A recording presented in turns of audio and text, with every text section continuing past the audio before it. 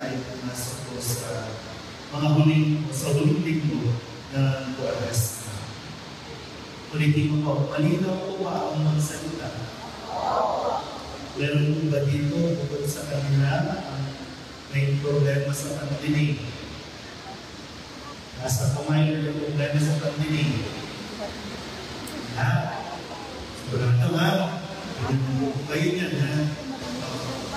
So, karugtong po ng ating panumulang panalangin na binigay ng yung pagkula, sisimulan po natin ang ating pagdilay sa pagbabasa po bilang opening prayer natin sa Salmo 51. So, dalangin po yan ang paghingi ng kapatawaran. Bilang pag-ahanda na rin natin sa mga magbubupisa. Bahagi lang po natin sa dalawa. Yung kanan na part, kayo po yun. Yung kalawang part, kayo po yun. So, pag nakalap kayo kanan, kayo lang po ang magbabasa. Mag-recite. Taksan niyo po ang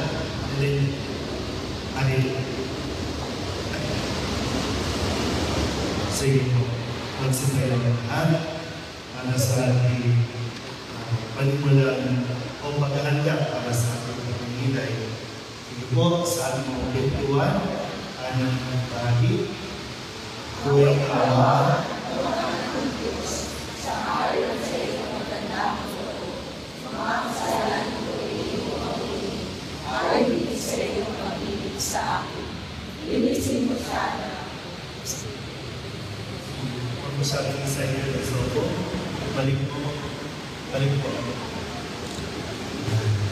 Inisip mo sana ang aking karugihan at patawag mo ay sa kanya. Ang pagsalansan ko ay tinitingala, laging nasa isip ko at alaala. Sa iyo lang ako at nasa kalangkuran at ang nagawa ko ay hindi mo nagustuhan. Kaya may matulid ako'y nakulan, marapat na ako'y iyong manusahan. Ako'y masama, nabuhat ng iluwan, makasalanan na ako'y isina. Nais mo sa akin isang pusong tapat, puspusin mo ako ng dudong mong bagas. Ako'y inisip, sana ako'y hugasan, at ako'y puputi at walang mamatay. Sa nilagagawa, ako'y at muling babalik ang lahat sa akin. Ang kasalanan ko'y iyong nakimunin. Lahat kong nagawa masama'y pamilya. Isang pusong tapat sa aking likhain, bigyan mo, O Diyos, ang bagong damdamin. Sa iyong harapan, huwag akong alisin. Ang Espiritu mo ang papagaling. Ang galang na dulot ng iyong paniligtas. Ibalik at ako ay gawin mo tapat. Kung magkagayon na aking tuturuan sa iyo lumapit ang mga salamat. Ingatan mo ako, Diyos, kung manunubos ang pagliligtas ko'y galang kong ipapalo. Turuan mo ako makapagsalita at pupurihin ka sa gitna ng lahat. Hindi mo nais naggaganito ako. Nang? Mga plus 5 or plus 10. Ang dapat ay ang pakumbabal puso ng pagkakaan. Yung Jerusalem ay muliin lamang. At kung magkakayon ang handog ng aking dala sa kampana, o susunugin, malugod na ito iyong nakakapagin. So para po sa ating pagninilay sa gabing ito, next slide, ay pagninilayan po natin ang Ebanghelyo mula kay San Lucas chapter 15 verses 11 to 32. Okay na po. Sa Soko, balik mo. Balik mo.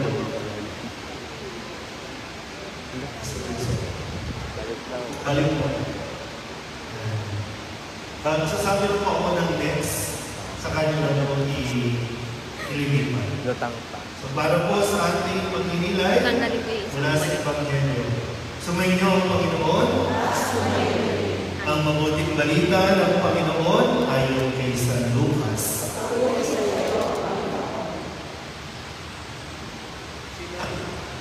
Sinabi ni Jesus, isang tao ang may dalawang anak na lalaki. Ang wika ng bunso, balik niyo lang po din sila.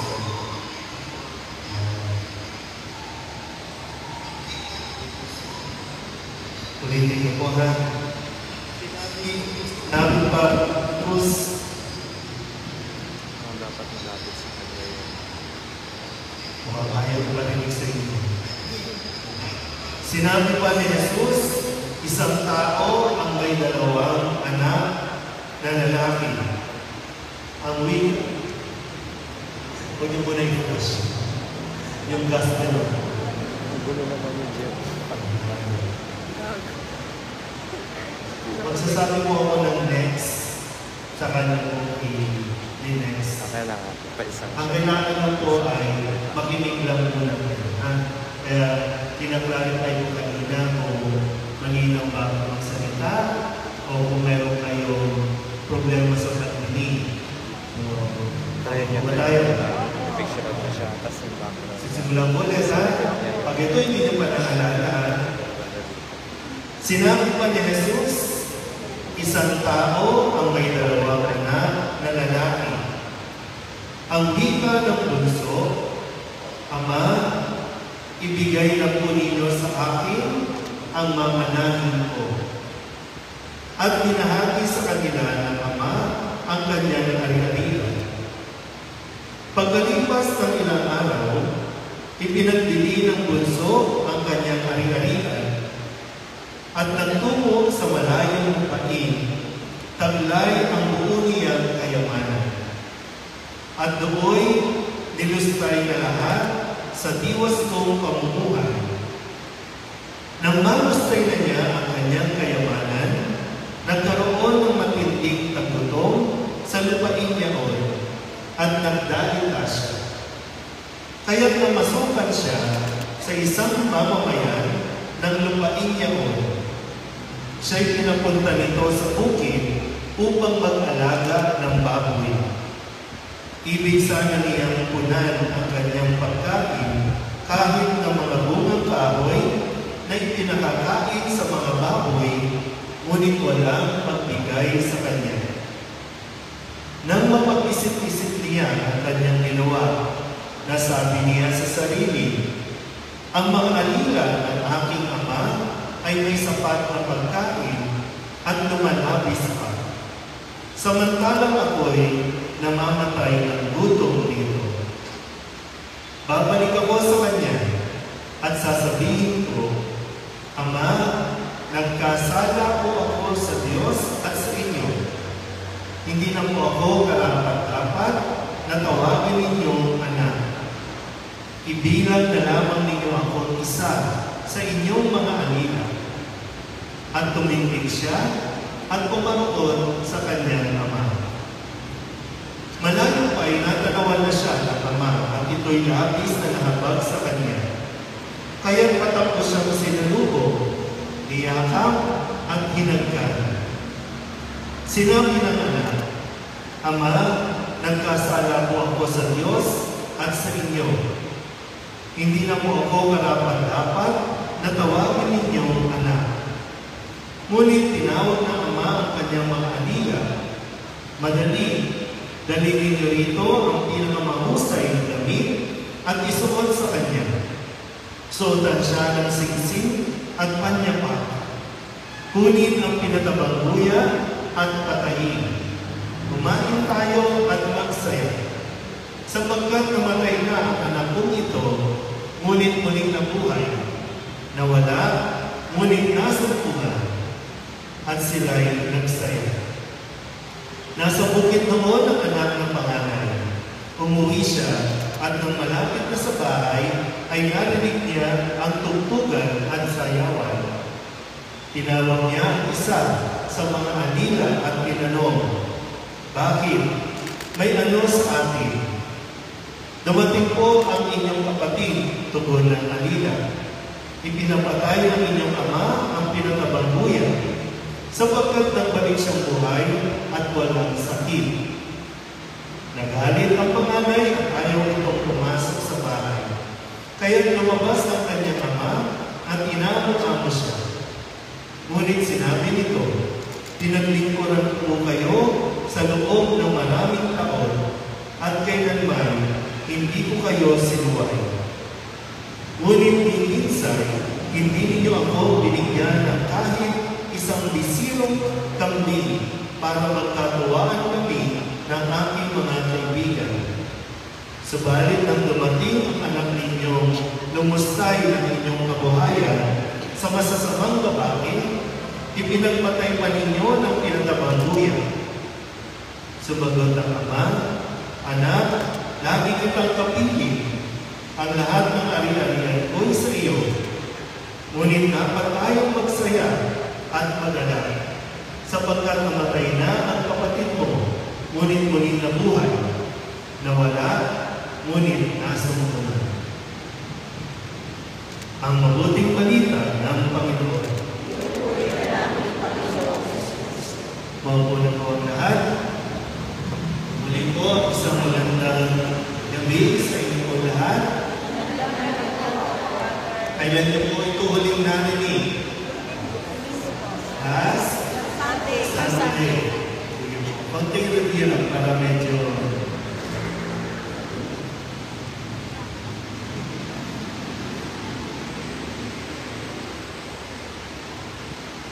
sa bawat linggo na atin po pinagdiriwang. Naalala niyo pa po ang unang linggo ng Kwaresma?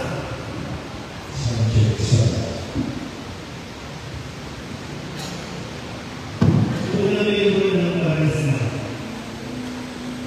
Unang linggo. Ang Ash Wednesday ay simula ng Kwaresma.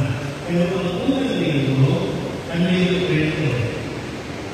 Kasi bawat linggo, meron tayong pinupuntahan. Dinadala tayo ni Jesus sa bawat lugar para makulungan tayo sa ating pagpilihan. Unang linggo, nasaan tayo? Unang linggo. Unang linggo, saan? Wala. Kukulihin na, wala tayo. Kaya naglalakbay, di ba? Naglalakbay tayo. Influence of hope. Naglalakbay tayo at umaasa tayo na makakakuha tayo ng pag-asa sa panahong ito ng Kwaresma. So, unang linggo. Unang linggo. Ha? Ang ako, pagninilay. Unang linggo. Temptation. Di ba dinala sa disyerto?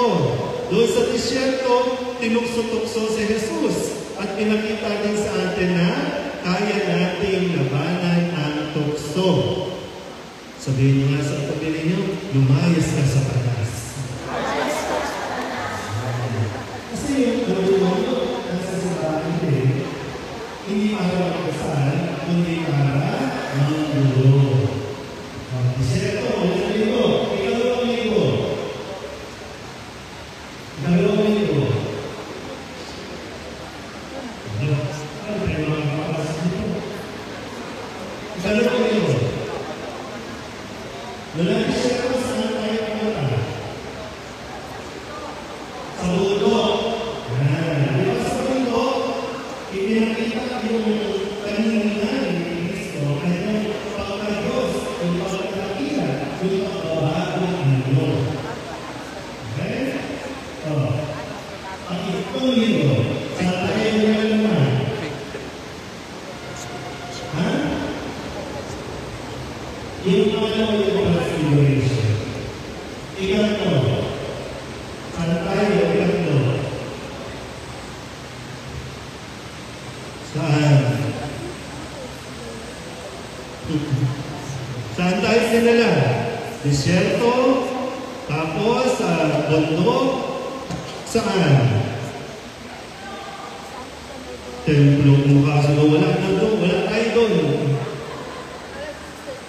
Nasa, may ginamit kasing talinghaga, di ba? Sa ikatlo. Nasa, ubasan. Di ba yung sabi, doon sa ubasan, merong isang puno ng trigo at sinabi, puputulin na kasi 3 taon lang pabalik-balik, walang bunga. Sabi nung may-ari, putulin na natin. Pero sabi nung tagapag-alaga, huwag muna. Bigyan niyo pa ng 1 taon pa. Sabihin niyo nga sa katabi niyo, 1 taon ka na lang. Kasi hindi naman tayo pwedeng simba, pero walang bunga. Kailangan may bunga. Next year, kailangan may bunga. Hindi yung chan. O ika-apat. Saan tayo yung ika-apat? Ha? Kakabasa ko lang. Ha? Nasaan sila ngayon? Nasaan sila? Bahay. Pamilya, di ba? Pamilya. So, hindi maaalis sa ating paglalakbay ang kwento ng ating pamilya. Kaya ito po, kung sinabi pa, ito ang pamilya, o lesson, paano ang tema sa panahon ng jubileo na iinugay natin ang kwento ng bawat pamilya. Kaya ito yung kwento na okay tayo? Sige. Binasa ko ng iman. Sinulan na uulit ang kwento. Paano nagsimula ang kwento ng Ebanghelyo natin? May dalawang anak. Mayroong isang ama, may 2 anak. Okay. Ituloy mo po. Ano nangyari? Yung ama ay yung anak na bunso. Sabi ng bunso, no? May 2 anak. Sabi ng bunso, Ama, ibigay mo na sa akin ang mamanahin ko. Okay? So, pagkatapos nun, ano nangyari? Hindi pa siya umalis. Ano ginawa ng ama? Hinati ang kanyang ari-arian, ibinigay sa anak. Okay? Oh. Nung nahati na, ano nangyari? Ano? Ano? Umalis ang bunso, tangay-tangay lahat ng pinagbilhan ng kanyang arian. Tapos, saan siya nagpunta? Saan nagpunta? Ha? Saan nagpunta? Sa Gagalanin. Blooming Tree. Saan? Saan nagpunta? Ah. Sa bayan. Anong bayan? So, napakalayo-layo, dala yung kanyang kayamanan at nilustay ang kanyang kayamanan. Habang nilulustay niya, nagkaroon ng COVID. Di ba? Noong panahon niya, nagkaroon ng epidemya noong panahon yun. Kaya siya ay, ano nangyari? Naghirap. Wala na siyang makain, o kaya siya ay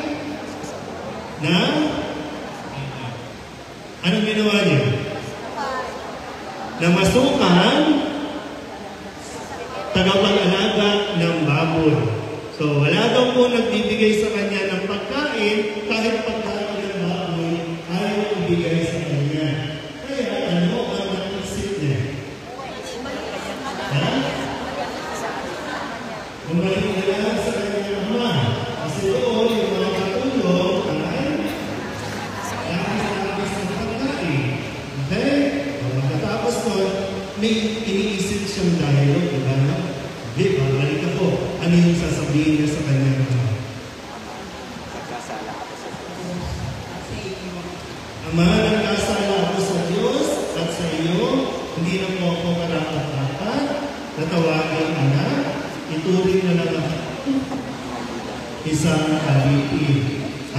tindig siya. Tumayo na siya, umunta na siya doon. Pagdating doon sa bahay nila, ano nangyari? Magkakastig-dig ka na. Ano nangyari? Ha? Palapit ka lang siya, nakita na siya ng tatay, tumakbo, niyak. Okay. So, sinabi na ng anak, may dialogue. Okay? Pagkatapos noon, ano ang sinabi ng ama?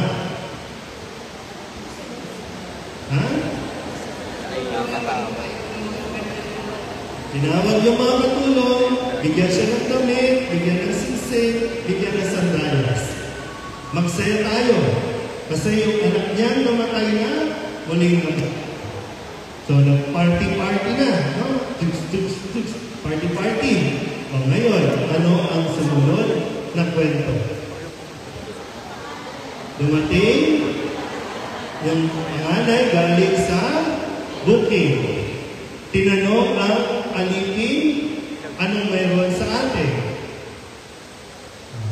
Ano ang sabi ng katulong? Dumating po ang inyong kapatid. Nagpapatay ng pinatababuya ang inyong ama. Kaya yung panganay ayaw pumasok. Dahil ayaw pumasok, lumabas ang ama. Sinuyo-suyo siya, inamo-amo siya. Ano ang drama ng panganay? Ano yung sinabi ng panganay? Sindihan kita ng maraming tao na hindi mo man lang ako mabigyan na isang tabi na pagsasalihan ng aming nakita. So yun yung damdamin ng panganay. Ano ang sagot ng ama?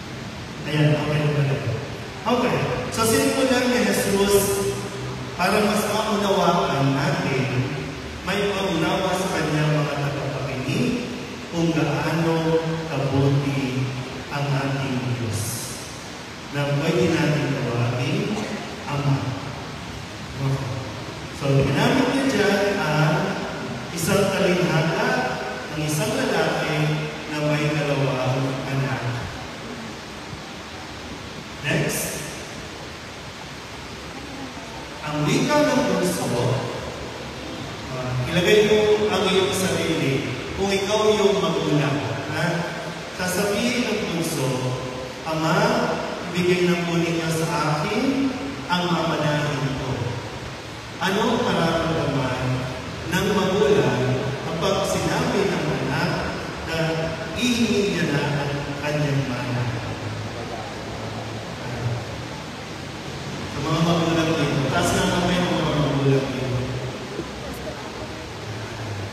Anong mararamdaman ninyo kung sakali pag-uwiin yung mamaya, galing ka sa recollection. Tapos sasabihin ng anak mo, Ma, Pa, bigyan nyo na sa akin ang aking mana. Anong nararamdaman ng magulang kapatid? Kasi, di ba, ang mana nakukuha kapag patay na ang magulang. So parang dito, sinasabi ng puso, Ama, mamatay ka na. At parang gano'n, di ba na? Pero, ang sumunod na kwento, next. Matapos sabihin ng bunso na kukunin niya na ang kanyang mana, yan ang sumunod na kwento. Ibinahagi ng ama ang kanyang ari-arian sa kanyang dalawang anak. Ibinahagi na. Tandaan niyo na, ibinahagi na. Next. Pagkalipas ng ilang araw, siyempre, binenta pa nung bunso ang lahat ng shares niya. Ilang baka, ilang tupa, pati yung lupain. Siguro, nandoon. Hirap nun, di ba? Nung dapat pamilya na, tapos ngayon kalahati, ibang tao na ang nagmamayari. Di ba? Pero, binigay yun ng ama, binenta na nung anak ang kanyang ari-arian, nagtungo sa malayong lupain, taglay o daladala ang kanyang kayamanan, at doon ay inustay lahat sa diwastong pamumuhay. Kaya alam nyo, ang mga magulang na hinay-hinay kayo sa pagpupunda. Kasi yung akala ng yung blessing, nagiging sumpa para sa pamilya. Kasi alam niyo, yung kayo, anong pinagpaguran ninyo? Lahat ng pinundan ninyo. Pinagsikapan ninyo. Alam lang nila, di ba, na nagsimula kang magtinda, nagtitinda ka lang sa kalendarya, nakapundan ka, nagkaroon ng restaurant ka, nagkaroon ka ng building, paupahan, hindi yan. Nakita mo yun, di ba? Yung pagpupursige, kaya lang, minsan, hinay-hinay sa pagsasabi ninyo, ayaw kong maranasan nila ang hirap na naranasan nila. O kaya ngayon, yung mga anak ninyo, konting hirap lang, depression na. Eh halos ikaw, makapag-aral lang, kahit magbawal ka, na itlog, kanin, nalagyan mo lang ng mantika, ng asin, sold na. Ngayon, mayroon ka ng fried chicken, iinarte pa yan. Makapag-aral ka lang, lalakad ka, ilang kanto mula dito. Ngayon, may e-bike na. Kasi ayaw ninyong pagpawisan ang inyong anak. Hinay-hinay, kayo dinumumula na yan. Ha? Turuan sila paano magpursige. Huwag niyong ibigay ang lahat. Next. Kaya nang marustay na ng bunso ang lahat ng kayamanan, nagkataon naman, nagkaroon ng matinding tagutom ng panahon iyon. At tunay na, di ba, kapag wala ka na, doon mo malalaman kung sino ang tunay na kaibigan. Kapag ikaw ay nanlilibre, kapag ikaw ang mayroong pera, maraming nakapalibot sa iyo. Marami ang magtatrato sa iyo na special ka. Pero kapag naghirap ka na, nawala ka na, diyan ka matatakuhan at diyan mo makikilala kung sino ang tunay na kaibigan. Ito rin talaga sa puso, parang isang aral ito na kanyang pinagdaraanan. Naranasan niya ngayon paano ang magutom. Kasi kahit kung nasa bahay pa siya, wala siyang problema. Sisigaw lang siya, tatawagin lang niya ang kanyang alipin, andyan na ang pagkain, andyan na ang pampalito, andyan na ang tubig, lahat. Pero dahil dito sa kanyang mangyayari, sa kanyang naranasan, natuto siya ngayon magpanak ng gutom. At yung pagkain, kahit pagkain ng baboy, gusto niya nang kainin, mainsan lang yung gutom niya. Pero yung nga lang, sa kasawayang palad, kahit ang pagkain ng baboy, ayaw ipakain sa kanya. Mas mahalaga doon sa amo ang buhay ng baboy kaysa sa buhay ng tao. Sounds familiar ba? Diba? Minsan, ngayon, mas mahalaga sa atin ang hayop kaysa sa tao.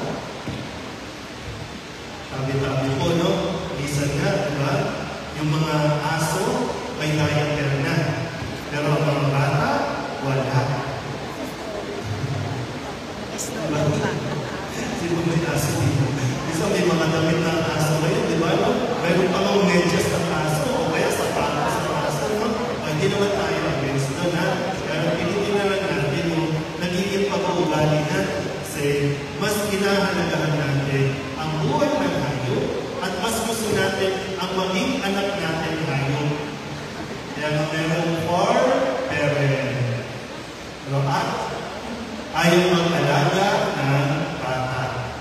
Ayaw magpadede, pero gusto magpadede, no? Yung pusa, gusto padede ng aso, gusto padede ng ulang na lang. Di ba ako nakakakita ng daga na pinadede? Ang dami pa naman ditong daga, di ba? No? Kung mayroon na sana mag-aalaga ng mga daga. Okay, balik tayo. Kaya, napag-isip-isip niya ng magandang bagay po, no? Napag-isip-isip niya, nagkamali siya. Kaya sabi niya, bakit gano'n? Bakit ako magtitiis dito? Bakit magpapakamatay na ako dito? Eh samantalang doon sa bahay namin, yung mga katulong sa gana, inaasikaso din. Pero alam niya na, nagkamali siya. Alam niya na nasaktan niya yung tatay niya. Kaya, balik na lang siya, hindi bilang anak, kundi bilang alipin. So, wala kang right mind. Kasi ikaw mamatay na ito. So, balik na lang siya doon, hindi siya ng tulong. Kaya, yung dialogue niya, sige ba, next. Yan. Kaya napag-isip-isip niya. Kaya ang sasabihin niya ay, Ama, nagkasala ako sa Diyos. Nakuha niyo ba yun? Mga bata. Pag sumusuway tayo sa mga magulang, pag sinusuway natin ang mga magulang, unang-una tayo nagkakasala sa Diyos. Ano ang utos ng Diyos?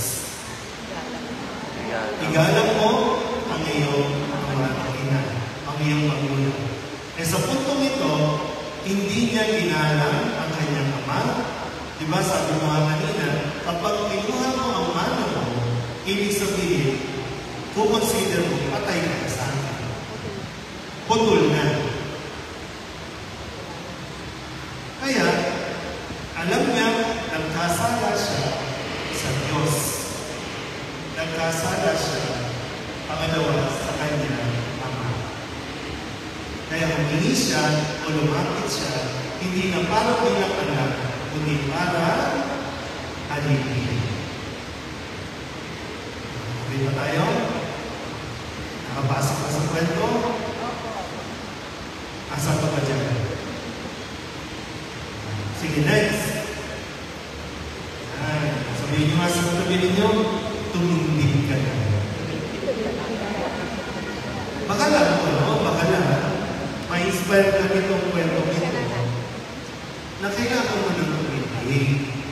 Sa mga kabataan na medyo pabugso-bugso ang damdamin, nasaktan mo ang damdamin ng iyong magulang, saka ka-request mo ng kung ano-ano, bagong cellphone, bagong gadget, alawas dito, pagbili ng relo, pagbili ng sapatos, hindi ka lang binigyan, minura mo pa ang magulang mo. Tumindig ka. Umaroon siya sa kanyang mga. Hindi ko rin alam, baka yung sa atin dito, no? Minsan yung kwento natin, kabataan mo pa, hanggang ngayon, hindi mo pa kinakausap ng magulang mo. Ano bang hinihintay mo? Mahigayan sa trabaho? Sa harap magdadrama at pamilya mo? Na hindi ka hinihintay? Ayun, tumitig ka na. Lalo pa sa atin, mga taga-simbahan, ano? Ang mga taga-simbahan na mas active pa tayo sa simbahan, mas mabait tayo sa simbahan, pero pagdating sa loob ng pamilya, parang, ano ba, questionable ang ating karakter. So, alin ba yung totoo? Yung pinapakita sa simbahan o yung nasa bahay tayo? Okay? At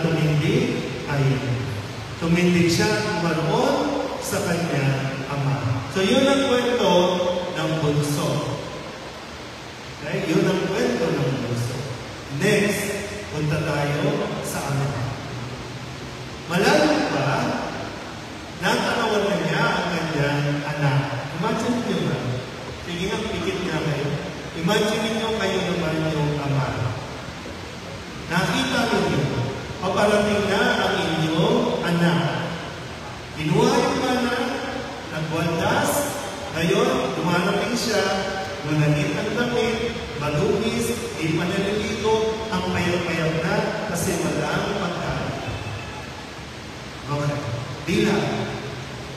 Ano ngayon ang magiging reaksyon? Kasi dito sa ating kwento, nang makita ng ama ang kanyang anak, patakbo siyang sumalubong sa kanyang anak. Tingnan niyo po ha, patakbo siyang sumalubong. Hindi siya naghintay doon, kundi patakbo siyang sumalubong sa kanyang anak at doon ay niyakap siya, pinanikan, yun lang. Kaya sabi ng bunso, next, basa na, Ama, kasala po ako sa Diyos at sa inyo. Hindi na po ako karapat-dapat na tawagin ninyong anak. Ano kaya ang sasabihin mo kung ikaw yung ama? Kung ikaw yung magulang, ano ang sasabihin mo? Walang yan ka. Ayan ang napapala mo. O, di ba? Sinabi ko na sa iyo. O, kaya tingnan mo ang nangyari sa buhay mo. O, yun ba? Yun ba ang sasabihin? Pero ang sabi ng ama, next, ngunit tinawag ang alipin, madali, dalhin ninyo rito pinakamahusay na damit, isuot sa kanya. Suotan siya ng singsing. Alam niyo, yung singsing, lit ng kanyang status. Kasi alam ng mga alipin na yung identification ng kanyang amo. Kaya ang balak lang niya, sa pagbabalik niya, ituring na lang siyang alipin. Pero sa pagbabalik niya, itinuring siya muli anak.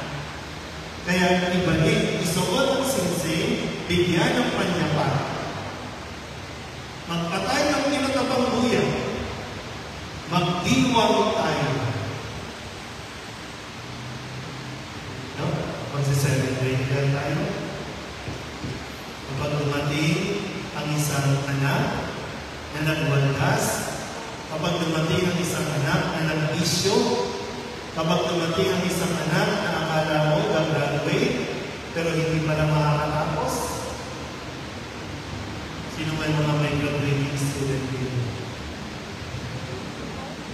Pag dumating yan, isang araw na akala mo nag-aaral, yung pala ngayon mag-aaral na paano mag-alala ng bata.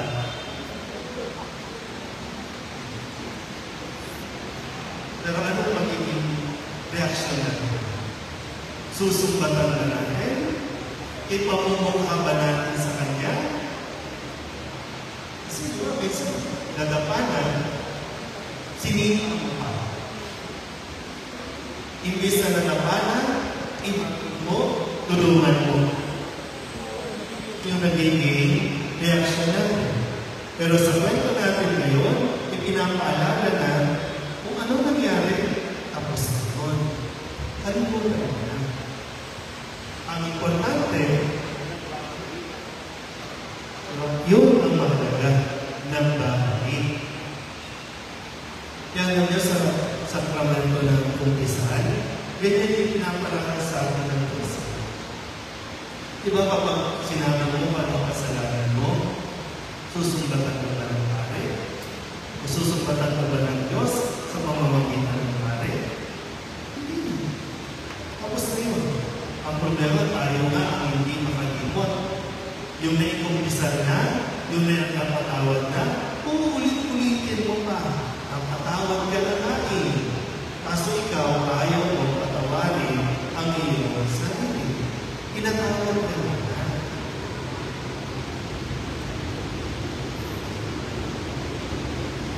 Okay? Next. Balik mo na. So, habang sila ay nagsasayanan, nasa bukid ang panganay. Ito na yung panganay. Nasa bukid yung panganay, umuwi siya. Siyempre, anong ginawa sa bukid? Nagtrabaho, nag-araro, nagpungal, pagulyan. Mayroon niyang trigger. Kaya dyan, nung umuwi siya, napansin niya, mayroon siyang narinig na diskuhan. Anong mayroon sa atin? Anong mayroon? Kaya, tinawag ang isang alipin. Next. Ang sabi ng alipin, basa na.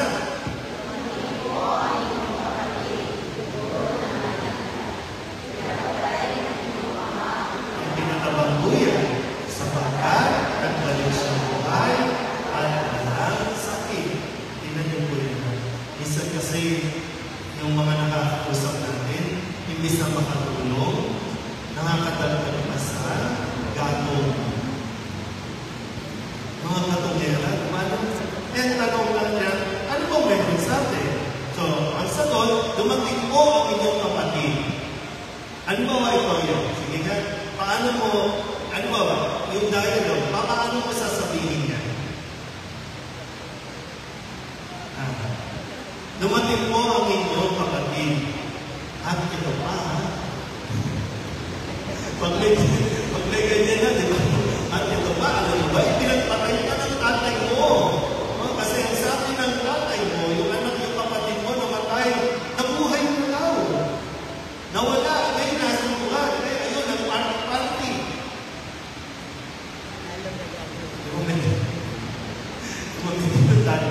Bigyan tayo mga kakausap. Kaya, yung pangatay ay ayaw pumasok. Next. Nagaling yung panganay. Ayaw nitong pumasok, kaya lumabas siyang ama. Next.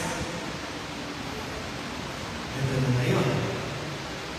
Ngunit, sinabi nito, basa na.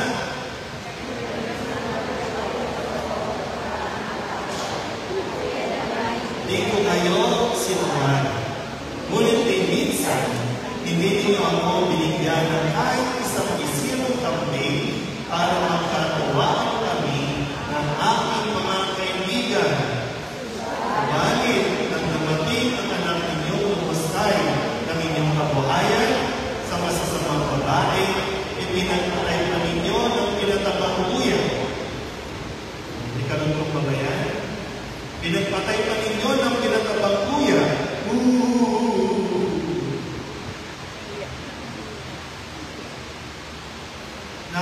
Napipil niyo ba yung kanyang emosyon? Ikaw na mabait, diba? Ikaw na nagsikap na maging mabait sa iyong mga magulang. Hindi ka nga nakakalabas, hindi ka nga lumalayo, hindi mo iniwan yung mga magulang mo. Tapos ito, kapatid mo, nag-adik-adik, biglang tatanggapin ulit. Yung nagbulakbol, tapos tatanggapin ulit. Diba parang biglang ang bigat na ng pakiramdam ng nararamdaman ko, no? Bakit gano'n? Kaya kasi ikaw, parang hindi pwede. Bakit mo tinanggap? Hindi pwede yan.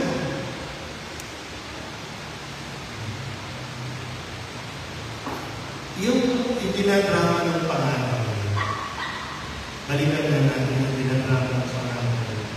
Pinaglingkuran ko kayo. Okay? Kasi yung bunso, sa umpisa, talagang umalis.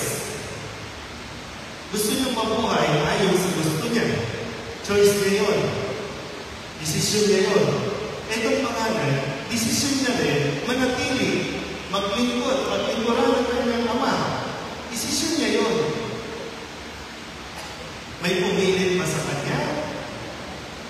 Wala. Desisyon niya yun. Kaya lang parang naging mabigat sa panganay yung kanyang ginagawa.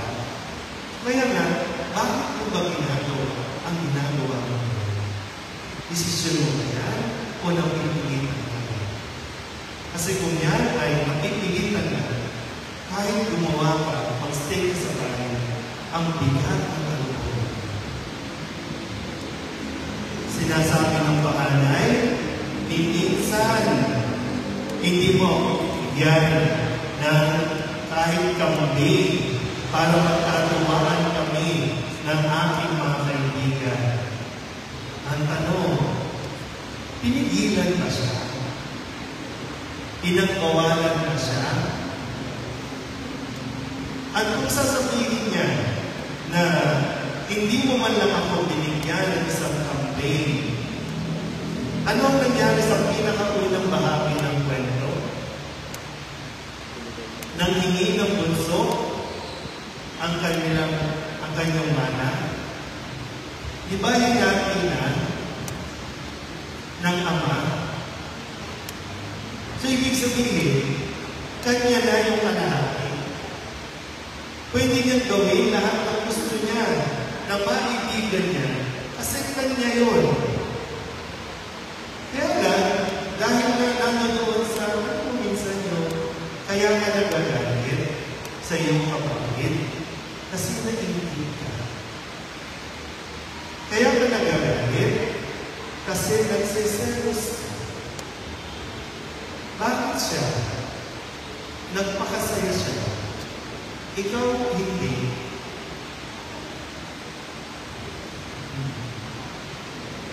Kaya marami sa atin, hanggang ngayon, yung mga kapatid natin, hindi natin kinikipo. Hindi natin pinapansin. Dahil lang doon, yung pag binabalikan, maganda kasi po, binabalikan natin. Pag binalikan mo ang kwento ninyo, nang may malawak na pag-unawa, mapapansin mo, ay, bakit gano'n ang bago lang pala? Yung hindi lang tayo nagpalit ng sapatos, hindi ka lang nabila ng bago, nagdamdam ka na. Di ba may maganda tayo nito? Tapos sasabihin natin, yung favorite kasi yan eh. Kaya ikaw, drama, sasarilinin, dinidibin, ikimkimin, pagdating ng panahon, ilalabas na. Ito, nilabas na yung panahon. Ang lahat, kaya lang, pag pinagila, bakit ano problema? Bakit hindi ka nagpatay ng kambing? Iyo yan. Gusto mo pa lang magpakain sa kaibigan? Bakit hindi ka nagpakain? Ang daming baka, ang daming natupa. Pwede kayong magkasayahan.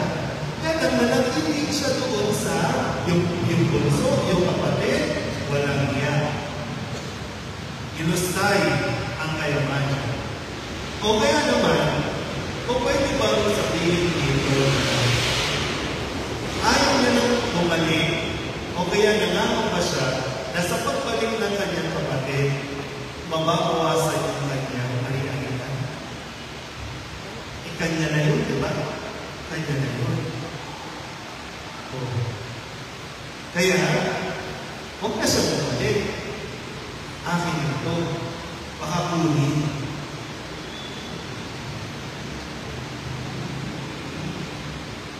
Isang malaking buntong hininga.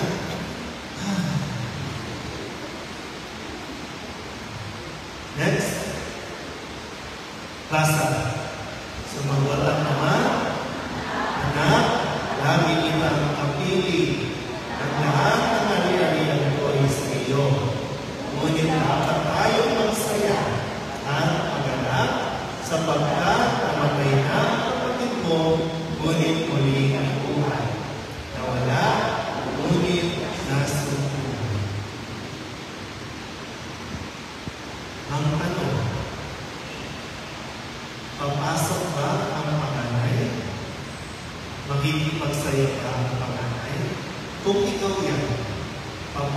ba? Paano mo tatapusin ang kwento ito? Kung ikaw yan.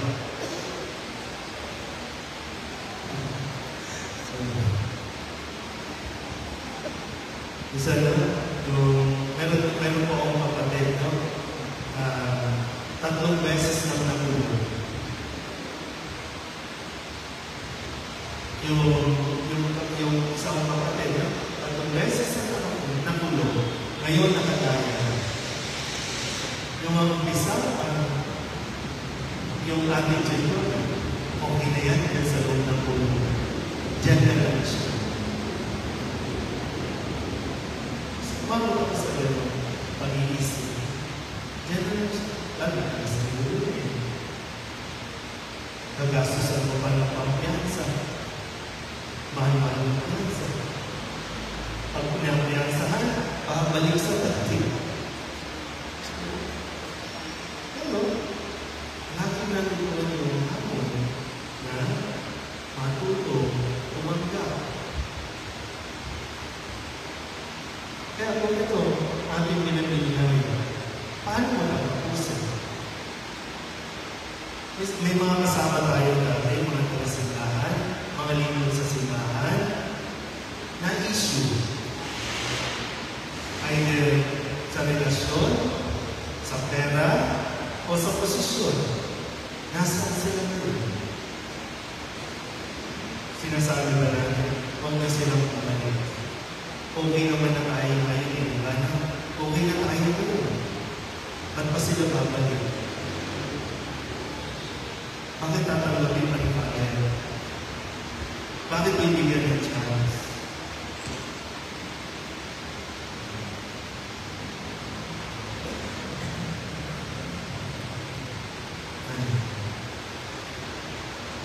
Next.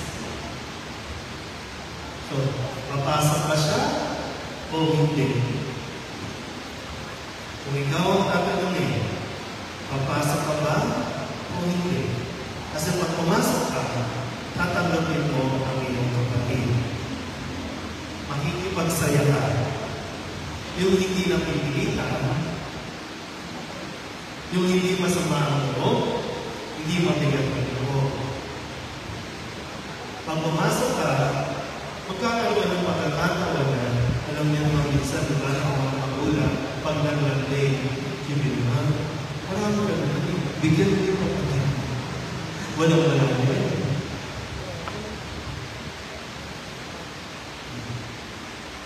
Nasa taon tayo ng Jubileo.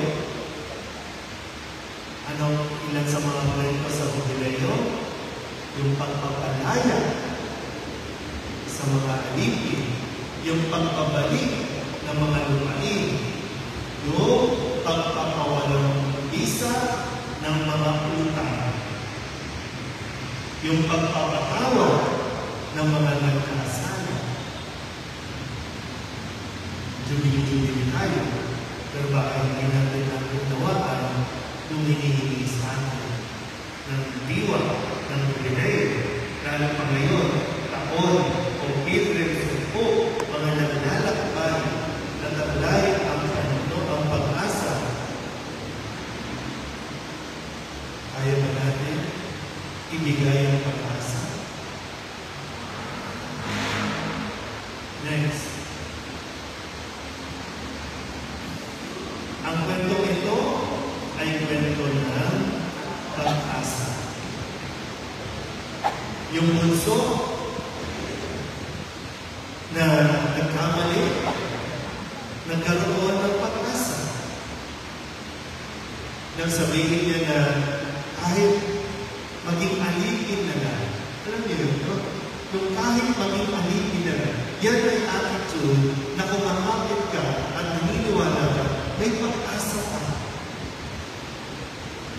Kasi sabi, di ba, mamamatay ako dito sa puto,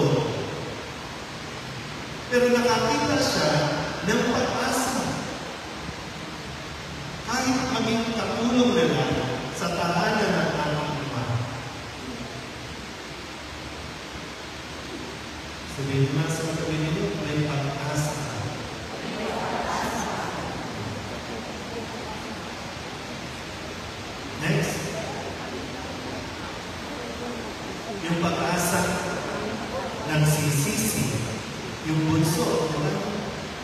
May pag-asa kung may pagsisisi. Pakiulit niya.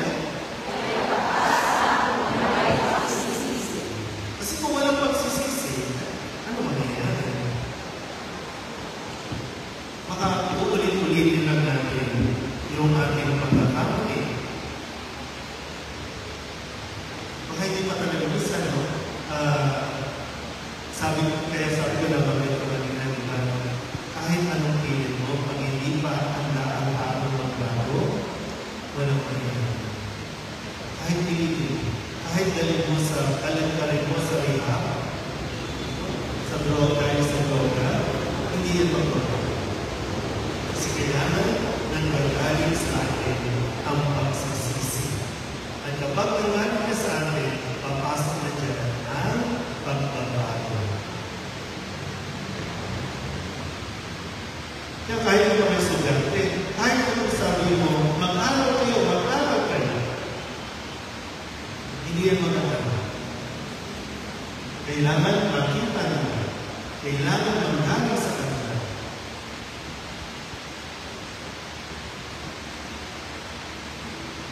Sabihin niyo mga ulit, may pag-asa kung may pagsisisi.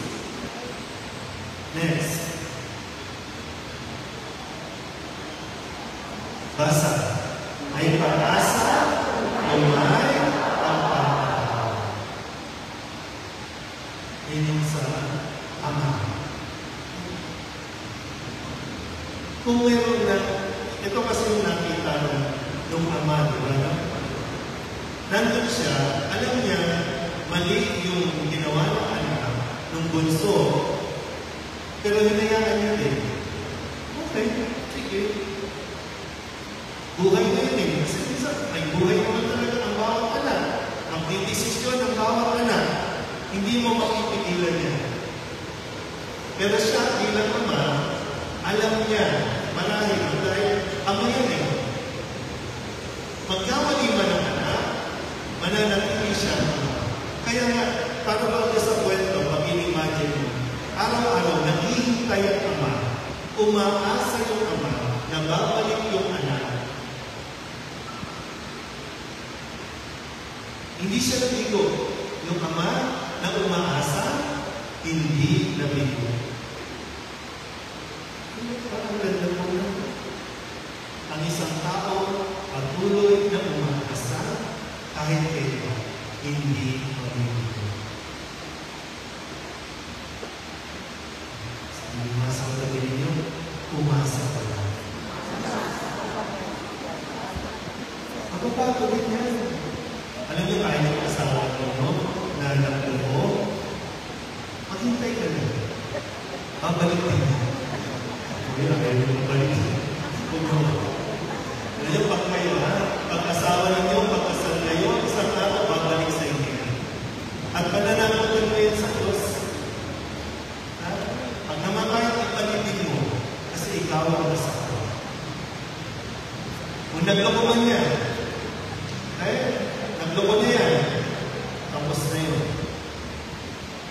Pero ikaw ay pananagutan ka pa rin sa Diyos dahil sa iyong pangari.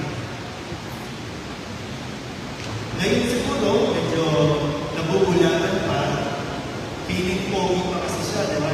Piling pogi pa, na marami pa siyang makukuha ang babae, na isang araw na pa. Sana, yun nga na, pag lumabing araw nyo, handa ka na tayo. Huwag mong pahirapan ang sarili. Huwag mong dalhin sa panghabang panahon. Kasi kung iniwan ka naman ng iyong, sabihin natin, kung iniwan ka ng asawa mo, ilang taon na ang lumipas, buhay ka. Ang importante, naging tapat ka hanggang sa dulo.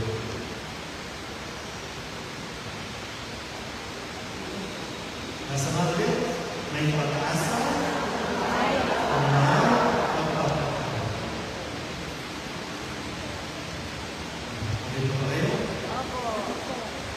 next. Nasa.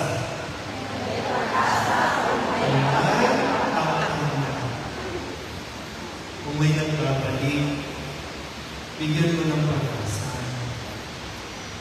Tanggapin.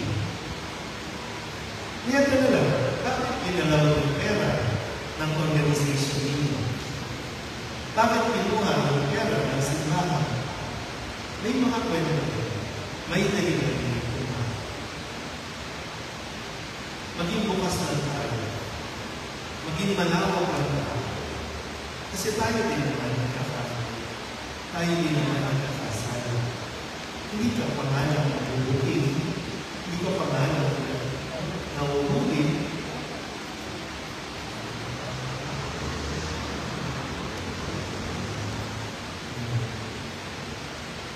Nasa na ulit? May pag-asa, umay, at kami. May kanya-kanyang kahinaan.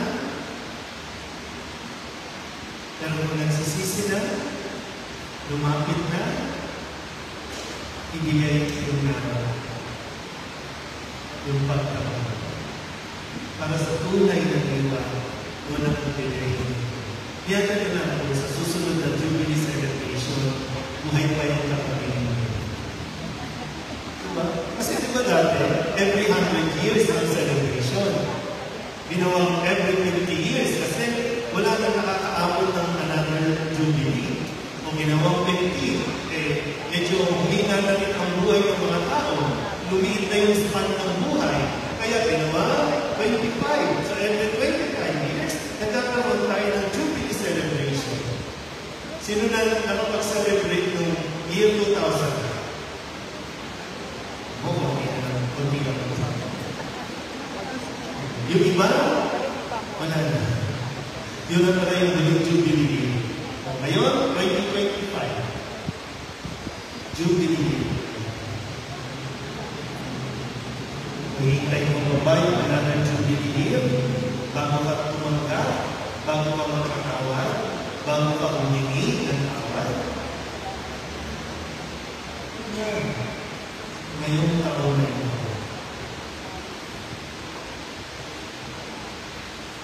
Nasa na ulit?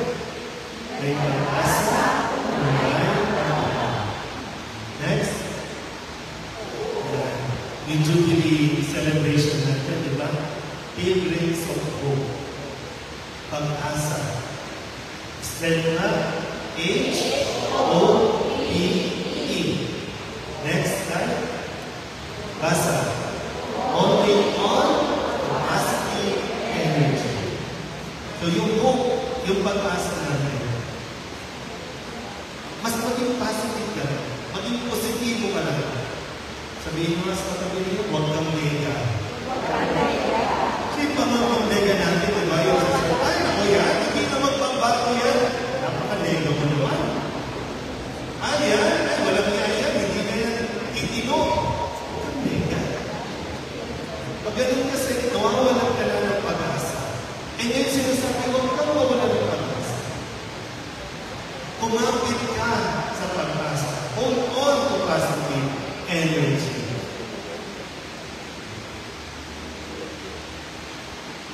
Next. Basa. Overcomes pain and exhaustion. Yung sakit, yung takot, yung stress. Kung doon ka mag-stay, pero kung nakahawak ka sa pag-asa, lahat ng hirap mo, mawawala ka. Matatapos. Exhausted ka ba? Tingnan niyo mga mukha ng katabi niyo kung mukhang exhausted.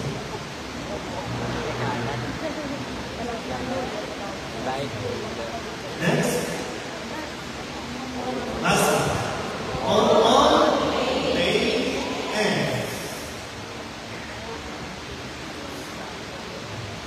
Matapos ka, samahan ko, sakit sa bibig. Matapos. Umasa ka lang. Sabihin mo sa tabi niyo, umasa ka lang.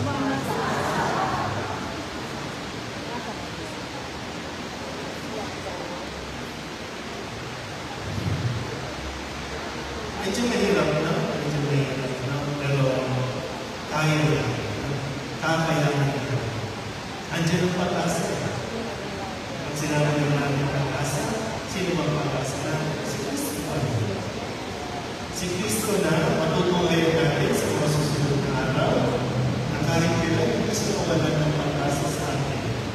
Na tayo po ay magbabago, na tayo ay magsisisi, na tayo ay maniligtas. Next. Asa na? Maglakbay tayo kalapit sa pag-asa, huwag tayo maglakbay palayo sa pag-asa. Diba yung anak, lumapit sa nakikita niyang pag-asa, ang pag-asa niya wala yung tatay. Diba na? Yun yung kanyang ginawa. Samantalang ang isa, pinipilit na nung ama, pasok ka. Yan ang medyo lumapit. Asa na ulit? Maglakbay tayo, palapit sa pag-asa, huwag tayo maglakbay palayo sa pag-asa. Pag nagkamali, bigyan mo ng panahon ng sarili mo. Okay? Pero huwag kang ng lupos. Kasi lalo ka mapagpahama. Lalo ka malulit. Sana po, no? Sa gabi nito, mas mapagtunan natin ulit, no?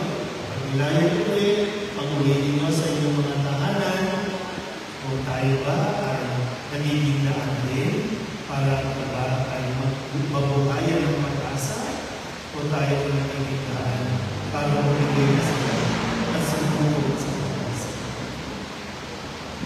Amen? Magandang gabi po sa mga.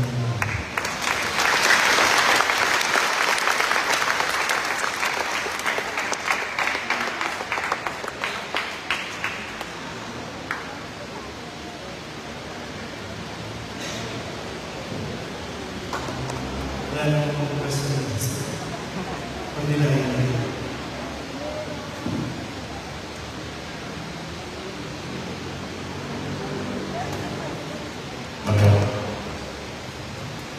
Maraming salamat.